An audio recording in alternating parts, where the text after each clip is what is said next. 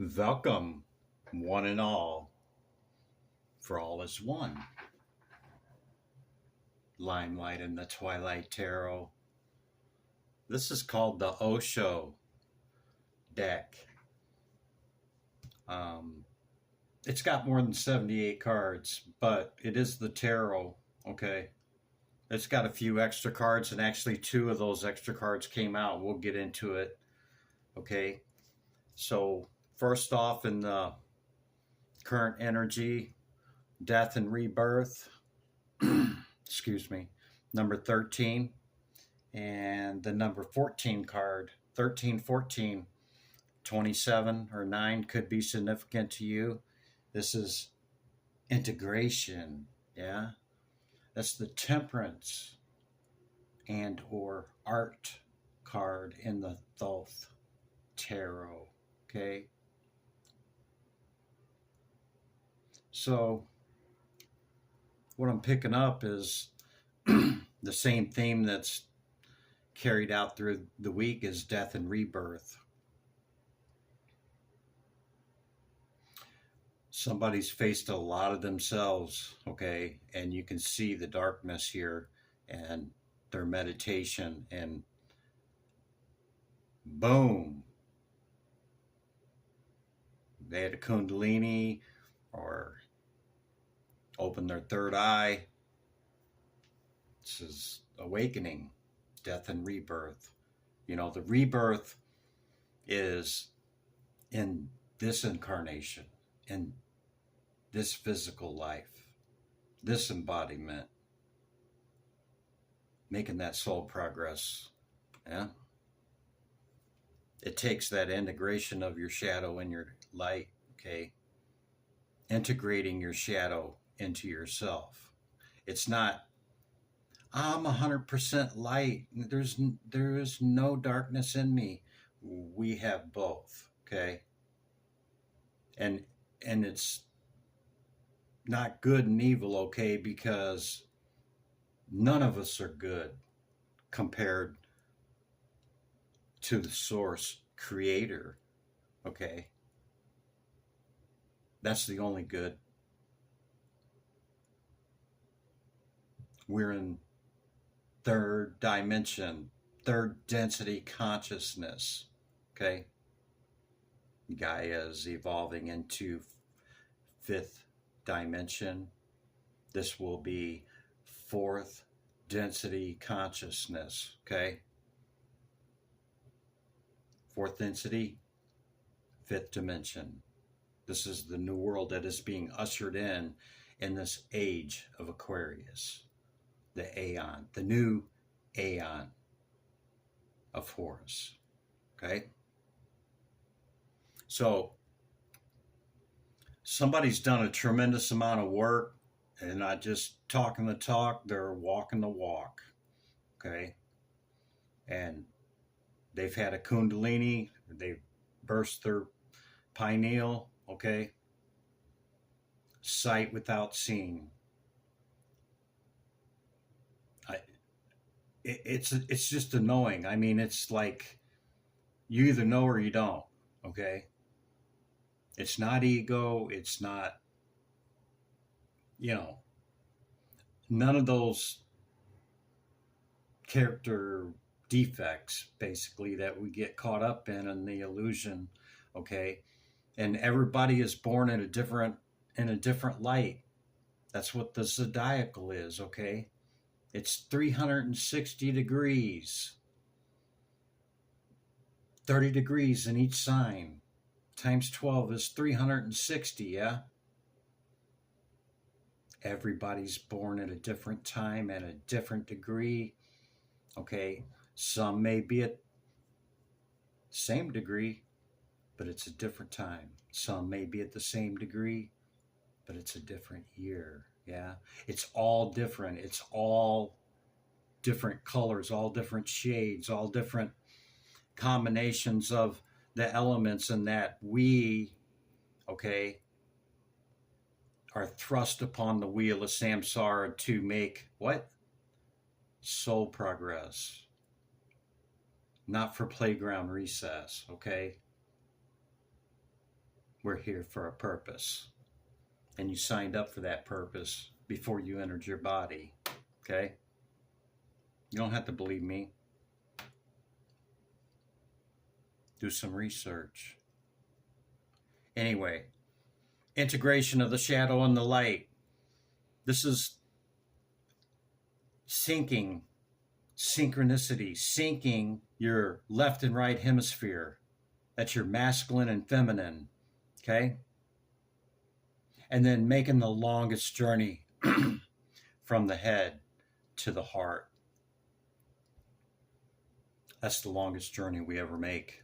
Okay? And this is bringing travel. Okay? This is the Eight of Wands. Travel. You could be traversing now with this awakening, this transformation through your meditations. You could be astral traveling, you could be projecting, you could be visiting other dimensions. You know, some people even learn remote view. So, or, you know, it could just be you traveling and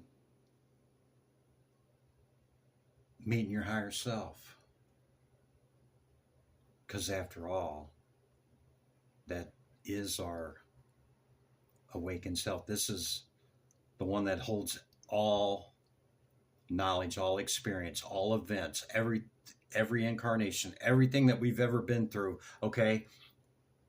And some may not believe in incarnation, you know. Think about it though. Humanity and the world is billions of years old. Humanity is possibly millions of years old, yeah? Now, if we were just born, we live, and we die, Brahma, Vishnu, Shiva, right? Birth, perseverance, or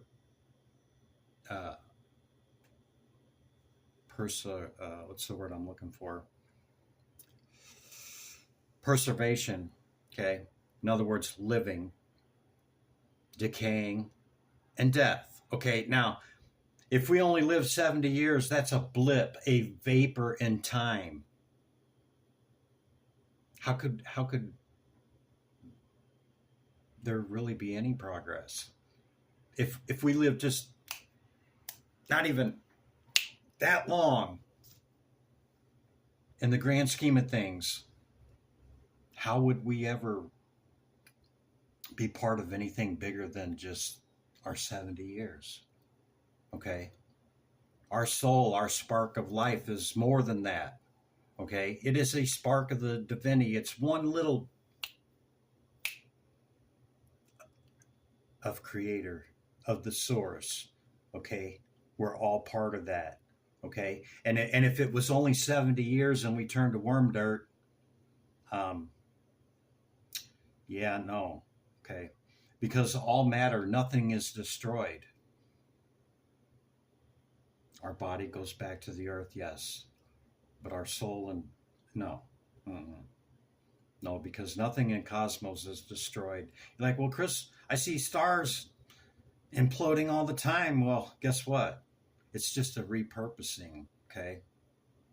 It's dissolved and then coagulated, reformed, reused, okay? Nothing is destroyed.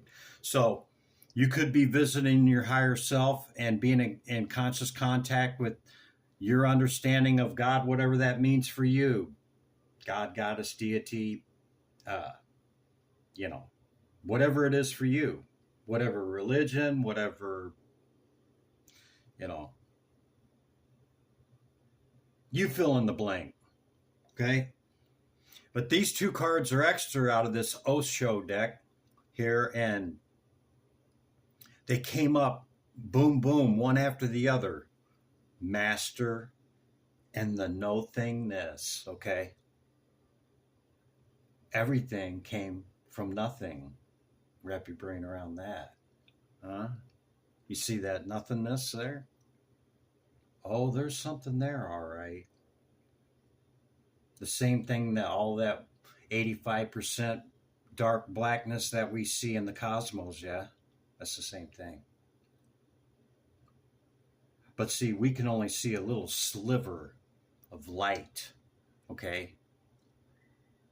I mean, we, we can't see nothing, okay? We see what is manifest, and we see a little sliver of light. That's why our truth is half truths. It's not even 50%. Okay? There's so much in that black darkness right there we don't even know. Okay? But see, as scientists, if we can't stick it under a magnifying glass and put our five senses on it, right, it don't exist. They're coming to realize that there's more. Okay? Those that are on the journey do understand that. Yeah, we do. Yeah. And so you've mastered this cycle because see, once you get here, okay, and you're the hermit and you're on the top of the mountain and you've reached that precipice, yeah, you're shining your light to see the path along the way, and you're also shining it for others to help them out as well. Coming up, you know, you're reaching back into the side of you too, left and the right and up and the down, yeah. So you've mastered these levels of leveling up yourself. You know, each time you just, you know, face another part of you, drop something else, you know, a habit, something that's not good for you, whatever, and betterment, making soul progress of something, you know, and so this is balanced and ordered equilibrium. So perhaps you're mastering that process. Perhaps you're mastering this travel, okay, of communing with your higher self. Some call it the holy garden angel. Yeah. You could be conversing with passed over loved ones, your spirit team, your ancestors, your guardian. Okay? So everything comes from nothing. There's a source for everything. Now, we can't really split it into the triad, okay? Even though it is a triad, you know, there was two. And then the sun, yeah? Well, the two is the maker and the made. Okay? And so if the maker didn't make everything, then that would mean he was impotent. He, she, okay, it's not a gender thing like we are. It embodies and encompasses it all because it's the all source creator, yeah? It lacks nothing, and we can add nothing to it, even though our experiences add to it, okay, and we are one, okay? It's the fact that it permeateth everything. That's the ether. It's every element, it's every color, it's everything because it's the all, okay? And I know it sounds like I'm harping on it, okay, but I've been studying this since I started around 2010, okay, but 2012, 2013-ish, right in there, I started really getting into it, okay? So there's a lot of ancient texts out there. There's a lot of stuff that you can dig into, okay? I would advise and suggest and recommend that don't go by something that you just find in one place, okay? Go by syncretic information. That means you find it in multiple places. The dots are connected, okay? Syncretism. Syncretic dots, okay? That's what you want to follow if you want to go down a rabbit hole. Not just something that you can only find in one place, you know? like a doctrine or a dogma. I'm not saying it's all that way, okay? But if you can only find it in one or two spots, chances are you want to keep looking. You can't find it. You may want to look somewhere else. So all of this ability here is bringing in abundance. This is abundance right here, okay? Jump on your magic carpet and take a ride, huh? Into that travel, whether albeit above or down here, okay, you're doing some traveling, all right? And this is judgment. You know, judgment is like a rebirth too, because on the judgment card, the angels blowing the trumpet and these people are coming up into their new rebirth. Yeah, that's exactly what's going on here. This is the Seven of Swords and the Hierophant. Okay, the Seven of Swords right here. This is third time. One time for me personally, and then either a couple of days ago or yesterday or day before, it came out. Excuse me, I'm sorry. And the Hierophant. I'm not really getting the deception thing off of it. I think it's more strategic because it means that as well. Okay, it's a strategic positioning, let's call it that you take within this knowledge and understanding. You know, how do we reach wisdom? Well, we apply the knowledge that we get.